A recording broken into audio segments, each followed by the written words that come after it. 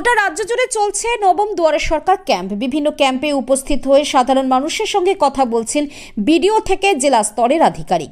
ভাঙড়ের বোদরা গ্রাম পঞ্চায়েতের ক্যাম্পে হাজির হয়েছিলেন দক্ষিণ চব্বিশ পরগনার জেলা ডেপুটি সেক্রেটারি অনির্বাণ বোস এবং ভাঙড় একের বিডিও প্রিয়াঙ্কা বালা। আরও উপস্থিত ছিলেন বোদরা গ্রাম পঞ্চায়েতের প্রধান আসমা খাতুন দপ্তরি, ভাঙড় এক পঞ্চায়েত সমিতির সভাপতি ঝর্ণা মণ্ডল, সমাজসেবী সাদিকুল দপ্তরি প্রমুখ।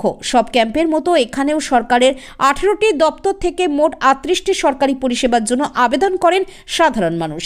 ক্যাম্পে সাধারণ মানুষের উপস্থিতি ছিল চোখে পড়ার মতো। এই ক্যাম্পে কলকাতা পুলিশের ট্রাফিক গার্ডের পক্ষ থেকে safe drive safe live programme করা হয়। মানুষকে সচেতন করেন ট্রাফিকের ওসি মিদ্দে ইয়ামুদ্দিন। সঙ্গে একই দিনে কঠিন বর্জ্য ব্যবস্থাপনা কেন্দ্রের উদ্বোধন করা হয়। উদ্বোধন করেন দক্ষিণ চব্বিশ পরগনার জেলা ডেপুটি সেক্রেটারি অনির্বাণ বোস এবং ভাঙড় একের বিডিও প্রিয়াঙ্কা বালা। দুয়ারে সরকারের মাধ্যমে আমাদের 9তম 2025 সাল আজ 1 ফেব্রুয়ারি 9তম দুয়ারে সরকারের ক্যাম্প চলছে। এই ক্যাম্পে সমস্ত যে আমাদের মাননীয় মুখ্যমন্ত্রী মমতা বন্দ্যোপাধ্যায় যে প্রকল্প আছে, আপনারা সবাই এসে অংশগ্রহণ করুন। আপনাদের কোথায় যদি কাগজের কোনো সমস্যা থাকে আপনারা এসে সংশোধন করান। এইটুকু কথা বলে সবাইকে নতুন বছরের শুভেচ্ছা, ভালোবাসা, অভিনন্দন জানিয়ে আমার বক্তব্য করছি। সবাই সুস্থ থাকুন, ভালো থাকুন। আমাদের বোদরা গ্রাম পঞ্চায়েতের এটা 9 নম্বর ক্যাম্প। 2025 সাল আজকে 1 ফেব্রুয়ারি।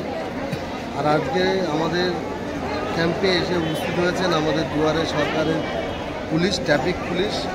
আমার খুব প্রিয় এসনো, আমার গুরুজন বলে আমি ভাবি, ইমামউদ্দিন স্যার, মানে আমাদের ট্রাফিক বাবু, বড়োবাবু, ঠিক আছে। তিনি যেভাবে আমাদের কলকাতা পুলিশ 2024-এর লাস্টে, মানে শুরুতে 24শে ডিসেম্বর মাসে ওনারা আছে যখন দায়িত্ব নেন, আমাদের এটা বেঙ্গল পুলিশের এখতিয়ারে ছিল। ট্রাফিক যখন হাতে নেয়, কলকাতা পুলিশ যখন হাতে নেয়, আস্তে আস্তে আমাদের এই 1 বছর অতিক্রম করেছে।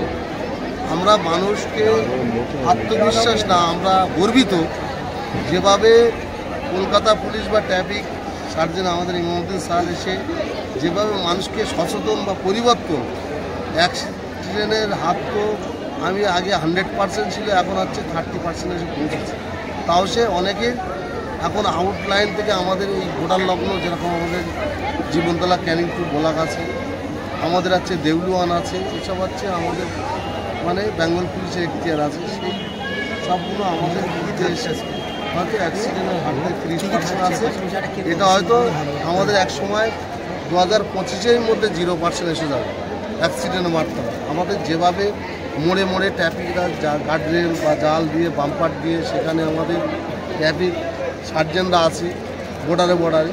আমি নিশ্চিতভাবে আশা করি 2025 সালের মধ্যে আমাদের এটা একদম অ্যাক্টিভভাবে কলকাতা পুলিশ যেভাবে কাজ করছে বা আমাদের ট্রাফিকরা যেভাবে কাজ করছে, আশা করি এই দুয়ারে সরকারের মাধ্যমে তাঁরা দুয়ারে সরকার, দুয়ারে পুলিশ, দুয়ারে ট্রাফিক আপনারা বাড়িতে বাড়িতে পৌঁছে যাবে। আপনার ইনি সব প্রবলেম, ইনি যে কোনো প্রবলেম কলকাতা পুলিশকে আপনারা জানাতে পারবেন। আমাদের তো কলকাতা পুলিশে 100 নম্বরে ডায়াল করলে সরাসরি লালবাজার পেয়ে যাবেন, আর সরাসরি ট্রাফিক।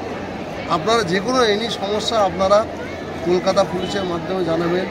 যে কোনো প্রবলেম, সে পারিবারিক বলি, রাস্তাঘাটে দুর্ঘটনা বলি, কেউ যদি বিপদে থাকেন তাদেরকে উদ্ধার করার জন্য, তাদেরকে সহযোগিতা করার জন্য কলকাতা পুলিশ আছে, ট্রাফিক স্যার আছে, ওর সাথে আমরাও আছি। আমরা জনপ্রতিনিধি আপনাদের কাছে সবসময়, সে শিক্ষার ক্ষেত্রে বলে হয়তো শিক্ষা খরচা করতে পারছে না, শিক্ষার যা স্কুলে ভালো স্কুলে ভর্তি করতে পারছে না, আমাদেরকে বলবেন, আমরা নিশ্চিতভাবে সহযোগিতা বাড়িয়ে দেবো।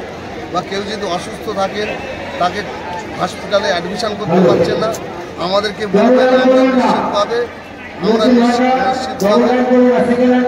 আমরা নিশ্চিতভাবে আমরা সহযোগিতার হাত বাড়িয়ে দেবো। আর কেউ যদি মনে হয় যে রাস্তাঘাটে দুর্ঘটনায় পড়ে আছে, সঠিকভাবে নেশাভাক্ত করে গাড়ি চালাচ্ছে বা গাড়ি দ্রুত, যারা বিশেষ করে আমি সমস্ত গার্জেনদেরকে বলবো, যারা 14-15 বছর বয়স, 18 বছর বয়স, তাদের কোনো লাইসেন্স নেই, তাদের বাইক দিয়ে আপনারা রাস্তায় গিয়ে তারা যেভাবে রেস করছে, আপনার ছেলের প্রাণহানি হবে, ওর সাথে অন্যরও হবে। তাদের কাছে আমি পরে অনুরোধ করব যে বাইকটাকে দেওয়ার আগে লাইসেন্স দিয়ে তাকে হেলমেট দিয়ে রাস্তায় 30-এর ওপরে 40-এর ওপরে বাইক না যেন চালায়। আমি পরে অনুরোধ করে বলছি, আমার সাথে ট্রাফিক স্যার আছে। আমরা গত 2 দিন আগে একটা ঘটনা ঘটেছিল, ওই বাইকগুলো রেস দিচ্ছিল, তাদের দুজনকে ধাক্কাও মেরেছিল।